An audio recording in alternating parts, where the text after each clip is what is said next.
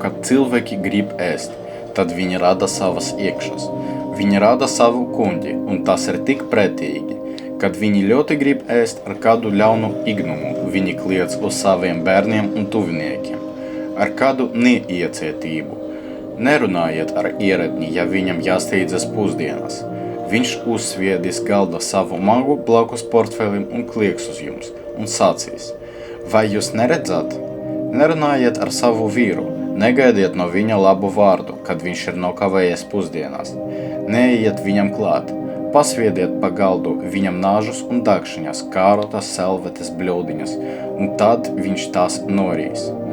Dziediet lielo sekrecijas himnu, līdz viņš nomierināsies, un tad viņš sāk smaidīt, un būs kā visi cilvēki.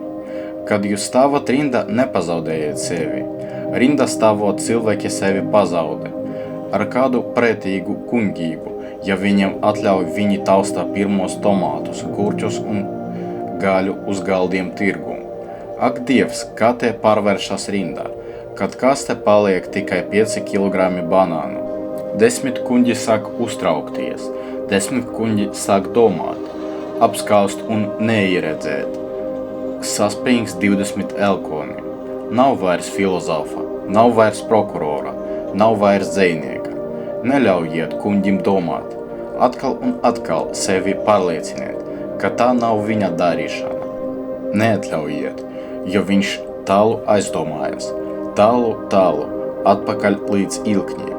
Kuņģi zina, ka viņš ir bijis pats pirmais filozofs. Pēc tam viņu mēģināja pievērēt prāts un sirds, bet kuņģis parādās pasaulē ar jauniem karogiem. Jauna armija atkal sāc ar jauno balsību.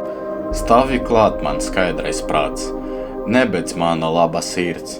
Man šodien atkal jāiet rindā stāvēt.